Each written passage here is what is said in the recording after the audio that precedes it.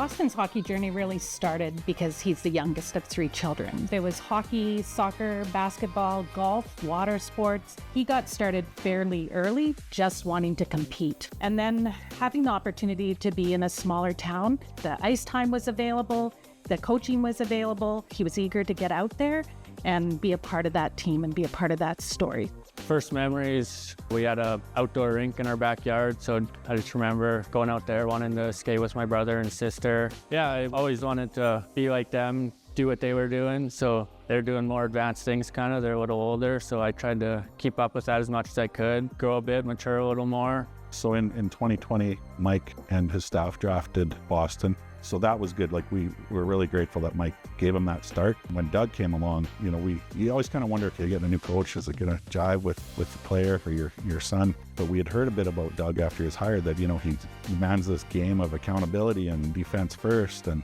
playing hard. And we thought, well, that kind of fits into the way Boston plays. And Boston had coaches like that in minor hockey too. So we thought, wow, this is maybe too good to be true. I think they're going to hit it off. Boston speaks really highly of Doug, how, you know, he likes how the team is run and how the kids are accountable and they work hard together as a team. And, you know, we couldn't be happier the way it's turned out with Doug and with Boston. He's just a guy that does everything incredibly well. And better than that, it's night after night. It's not one game great, one game bad. It's just that consistency. As a coach, that's something you very rarely find anymore.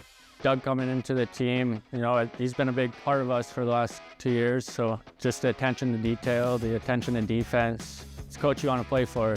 I love it. I think the best part of my game would be just making smart plays, making smart passes, keeping things going smooth. Not a flashy guy, but keep things simple, keep things going how they should be. Play strong defensively, I take pride in that. He's probably one of the most underrated players in the league. I've heard that before. This year, I think he's gaining some recognition as more of an impactful player. Not flashy, gets the job done, and a player that coaches like to have on their team. He was a little quiet when I first met him. We kind of started chatting more and more, like we became D partners, so we got to know each other really well, and he's just such a nice, smiley dude. You may not see it as much, but he smiles a lot more, and just a wonderful guy. Whether it's a passing play or a nice skate up the ice and makes a nice move, or if he's putting the puck in the back of the net, he's just so poised with the puck. Such a guy to rely on. Nothing really gets through him very often, and just shuts everybody down and makes it go the other way. Everyone wants to win. We want to be that championship team. So every day we work as hard as we can to get there. Every practice, every workout, every game, we want to be that team. He plays the position well as a defenseman. He wins puck battles, good passes to the forwards. He'll play those sort of dirty minutes against the other team's top players, and not in a flashy way, but a way that makes it hard to play against him and the team. Yeah, so with the showcase, you know, we knew it was coming up, and we thought in the back of our minds that he probably has a chance. He's having a good year, and the Millionaires were having a good year as well, and we thought he might get a chance to play. The selection was made based on coaches' votes, so, you know, that's something special as well, just to know that other coaches acknowledge his impact on the game. It was super exciting when Doug came in and told me that I was selected for that. Something to be proud of a little bit. Intensity was super high. It was super fast game. Like, team was super fast. MJ's got a lot of super fast guys, so it was a super fast game. First couple of shifts, it's like, wow, it's fast, and then get settled in, and it's awesome. It's fun.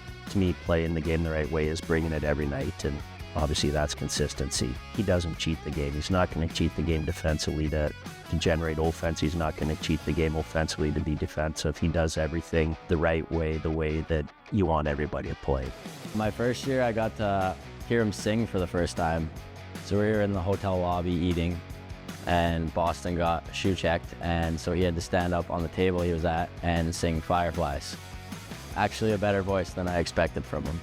After graduating from the Melville Millionaires, I want to be remembered just as a good teammate, a good person, and someone who gives it their all every time, whether that's on the ice or off the ice.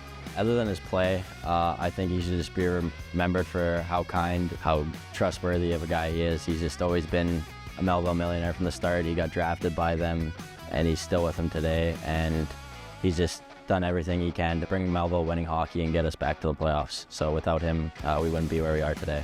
He's just steady. He's consistent. He's that big oak tree in the strong wind, you know, just takes it, and keeps standing. And There's something to be said about that, and we have a lot of guys like that in the locker room. But again, you talk about Harky being one of the leaders, being one of the guys. It's just the consistency. It's the steadying presence. It's never too high, never too low, and that's invaluable.